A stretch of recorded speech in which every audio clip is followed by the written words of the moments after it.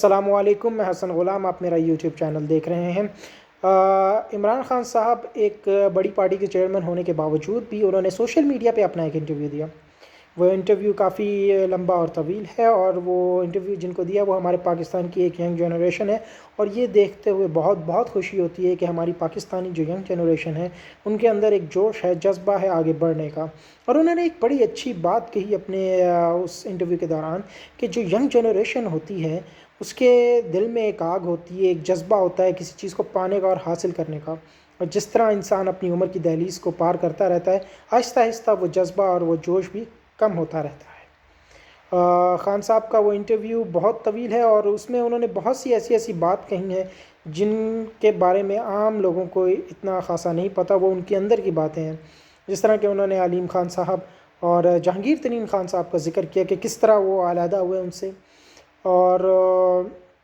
جو ہے army chief کی تعیناتی پہ انہوں نے یہ ایک بات کہی تھی کہ کس طرح یہ بات اٹھی، کیونکہ ان سے ایک سوال کیا گیا تھا کہ ایک بات ہوتی تھی کہ آرمی اور خان صاحب جو ہے یعنی حکومت ان کی اس ٹائم پہ وہ ایک دوسرے کے ساتھ ایک پیج پہ کھڑی تھی، لیکن اچانک یہ کیا ہوا کہ دونوں کے بیچ میں اختلافات ہو گئے۔ انہوں نے یہ بات کہی کہ جو ہے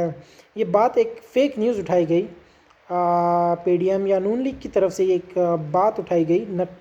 فیک بات، کہ خان صاحب اپنا آرمی چیف ایک لگانے والے ہیں جنرل باجوہ صاحب کو ہٹا کے۔ جنرل فیض کی انہوں نے بات کی تھی کہ یہ ایک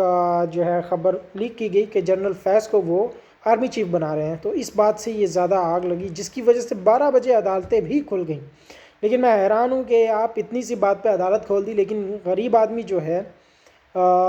وہ ایڑیاں رگڑ کے مر جاتا ہے، لیکن اس کے لیے عدالت نہیں کھلتی، چاہے رات کے 12 بجے ہوں یا صبح کے 12 بجے ہوں یا شام کے جس وقت بھی ہو، غریب آدمی کے لیے عدالت نہیں کھلی ہوتی۔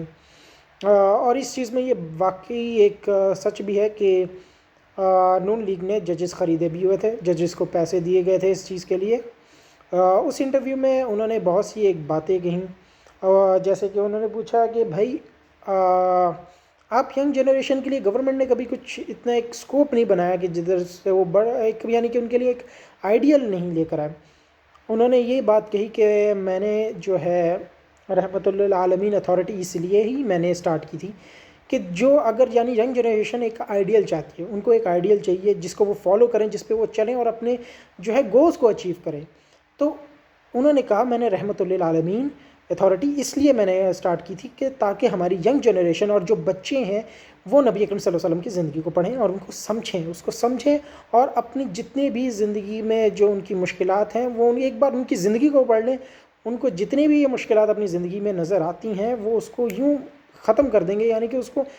اس کو ختم کر دیں گے، اس سے گزر جائیں گے۔ تو یہ ایک بات تھی۔ اور دوسرا انہوں نے علیم خان صاحب اور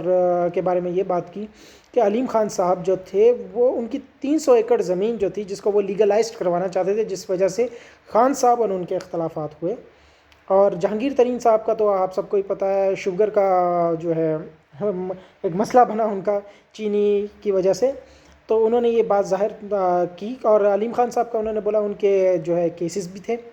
اور انہوں نے کہا کہ اب میں جو اپنی پارٹی میں بندے لوں گا میں ان سے عہد بھی لوں گا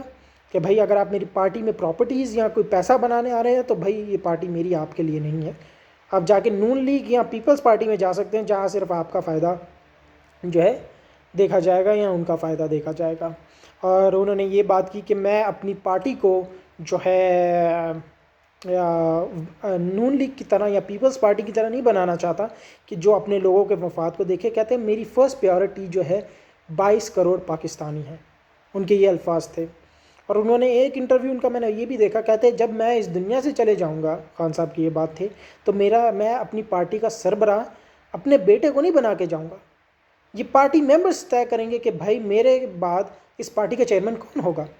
یہ انہوں نے بات کی، اور یہ اس انٹرویو میں بھی یہ جو ہے جو ابھی ریسنٹلی سوشل میڈیا پہ انہوں نے دیا کہ یہ بات انہوں نے کہی ہے کہ بھائی میرے جانے کے بعد یہ پارٹی ممبرز طے کریں گے کہ بھائی ہماری پارٹی کا جو ہے تحریک انصاف کا چیئرمین کون ہوگا۔ اللہ تعالیٰ خان صاحب کو لمبی زندگی دے، ان کا سایہ قائم دائم رکھے، ہم تو یہی چاہتے ہیں۔ باقی جو ہے اور اس وقت جو ہے یہ حکومت، اگر میں آپ کو اس حکومت کے بارے میں بتاؤں تو یہ حکومت جس طرح چل رہی ہے بہت ہی مشکل چل رہا ہے۔ مفتاح اسماعیل صاحب نے ایک بیانیہ دے دیا ہے کہ بھائی ایک بات کہی ہے یہ، بلکہ ایک چیز سامنے آ گئی عوام کے کہ سعودی عرب نے جو اپنے $3 ارب جو ہے پاکستان کو دیے تھے وہ واپس مانگنے کا مطالبہ کر لیا، کیونکہ خان صاحب کے جانے کے بعد سعودی عرب کو بھی ایک بڑا نقصان ہوا ہے، کیونکہ خان صاحب سعودی عرب کے ساتھ کھڑے تھے اور ان کو چائنا کے بلاک میں لے کے جا رہے تھے، اور سعودی عرب کو اس چیز پہ یعنی کہ نکال رہے تھے کہ امریکنز کے ساتھ انہوں نے ہونا ہے، اس چیز سے ختم کر رہے تھے، کیونکہ امریکہ بھی جب سعودی عرب میں آتا ہے تو سعودی عرب کے خلاف بہت سی باتیں کرتے ہیں، امریکہ بہت دھمکیاں دیتا ہے سعودی عرب کو، تو انہوں نے کہا ان کو بھی ایک دفعہ جو ہے امریکہ کے بلاک سے نکالو کہ جان چھوٹے بھائی اس سے بھائی نکالو، لیکن عمران خان صاحب کے جانے کے بعد سعودی عرب کو بھی اس کا افسوس ہے اور غصہ بھی ہے، اور یہ چیز ان کے بالکل جو ان کو پسند نہیں کہ خان صاحب جو ہے چلے گئے، تو اس لیے 8 ارب کی بات کی تھی بھائی ان کی یہ جو ان کا نیوز چینل جو اپنا ہے جیو جس کی میں بات کروں گا، ٹھیک ہے، انہوں نے یہ بات کی تھی 8 ارب لینے جا رہے ہیں اور 8 ارب مل بھی گئے، لیکن وہ 8 ارب ملنا تو دور کی بات جی، وہ 3 ارب بھی انہوں نے مانگنے کا مطالبہ کر لیا ہے، ایک یہ نئی بڑی خبر آئی ہے، اور ابھی کے لیے فی الحال اتنا ہی، انشاءاللہ آپ سے پھر ملاقات ہوگی اگلے ویڈیو میں، تب تک کے لیے اللہ حافظ، پاکستان زندہ باد۔